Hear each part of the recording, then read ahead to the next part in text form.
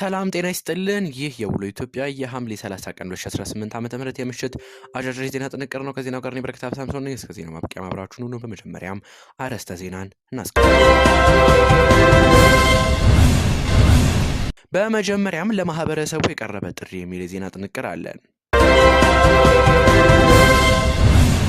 እንዲሁም በኢትዮጵያ የሚወጡ ህጎች በአጭር ጊዜ ውስጥ የሚሻሻሉ ወይም የሚሻሩ መሆናቸው ተነግሯል። ስለዚህም የምንመለከት ይሆናል። እንዲሁም የፈጥኖ ደራሽ ኃይል አዛዡ ተገደሉ የሚል ዜናም አለን። በመጨረሻም ሩሲያ በሐምሌ ብቻ 42860 ተገድሎባታል ተብሏል። ስለዚህም የምንመለከት ይሆናል። እስከ ዜና ማብቂያ አብራችሁን ሁኑ።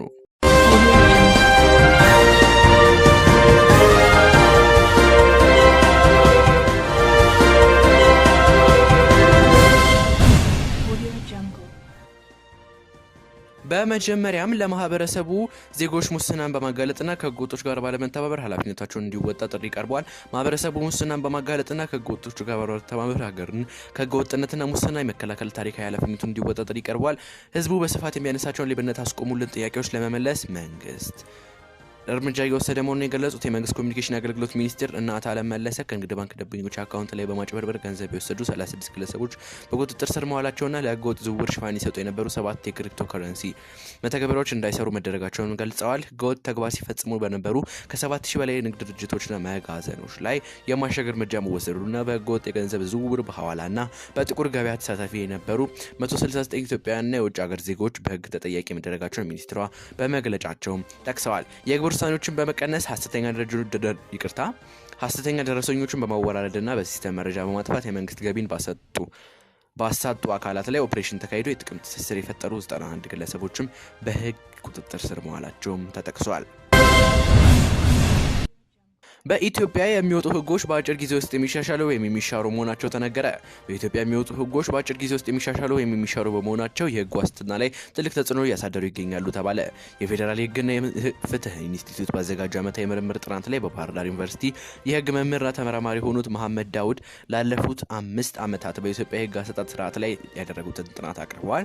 ለአብነትም አንድ አዋጅ ወጥቶ ሳምንት ሳይሞላ የተሻሻለበት ሁኔታ መኖሩንና ይህም በህግ ስርዓቱ ላይ ያለውን እምነት እንደሚሸረሽርም ተናግረዋል። በጥናቱ ከተነሱ ዋና ነጥቦች መካከል የህግ አወጣጥ ሂደቱ በፖለቲካ የተጽዕኖ ስር መውደቁና በቂ የሆነ የህዝብ ሲቪክ ማህበራት ተሳትፎ እንደማይደረግበትም ተመልክቷል። ይህም ህጎቹ ጥራት የሌላቸውና በትግበራ ወቅት ችግር የሚፈጥሩ እንደሚሆኑ ምክንያት መሆኑ አቶ መሐመድም አስረድተዋል። መጨረሻም ተመራማሪው የህግ አወጣጥ ስርዓቱ የተረጋጋ እንዲሆንና በዘፈቀደ የሚደረጉ ለውጦች እንዲቀንሱ አሳስበዋል። በተለይም የኢንቨስትመንት ፍሰትን ለማረጋጋትና የሀገሪቱን የህግ ማዕቀፍ ተአማኒነት ለመጨመር የህግ አወጣጥ ሂደቱ በሳይንሳዊና ግልጽ በሆነ መንገድ መመራት እንዳለበትም ምክር ሀሳብ አቅርበዋል። ከባህር ማዶ ዜናዎቻችን ጋር ተመልሰናል ተመልካቾቻችን። ሱዳን የፈጥኖ ደራሽ ኃይል አዛዡ ተገደሉ። የአርኤስኤፍ የዘመቻ መምሪያ ኃላፊ ማህዲ ጀቢን ሙን በሱዳን ጦር መገደላቸውን ቡድኑ አስታውቋል። ብርጋዴር ጀነራል ሙን የተገደሉት በሰሜን አልጀኒን በተካሄደ ከባድ ውጊያ ነው። ዘገባው የሱዳን ትሪቢዩን ነው። በመጨረሻም ሩሲያ በሐምሌ ብቻ 42860 ወታደሮች ተገድሎባታል ተባለ። የዩክሬን ጦር ጠቅላይ ማዘዣ ባወጣው ሪፖርት ከነዚህ ውስጥ ከ30,000 የሚበልጡት በሰው አልባ አውሮፕላን ጥቃት የተገደሉት ተብሏል። ሩሲያ የፈረንጆቹ 2026 ከገባ በኋላ በነበሩት 7 ወራት ውስጥ በድምሩ 238650 ወታደሮችን አታለችም ተብሏል። ዘገባው የሚሊታርኒያሪ ነው። ተመልካቾቻችን ለዛሬ ያዝናቸው ልዩ የውሎ ኢትዮጵያ ሐምሌ 30 ቀን 2018 ዓ.ም የምሽት አጫጭር ዜና ጥንቅር ይመስል ነበር። ከዜናው ጋር በረከት ሳምሶን ነበርኩኝ። የደቡብ ዜና ፕላስ የቴሌግራም ቻናልን በመቀላቀል ሰፊ ዜና ጥንቅር ያገኙ። በሌሎች ዜናዎች እስከምንገናኝ ሰላም።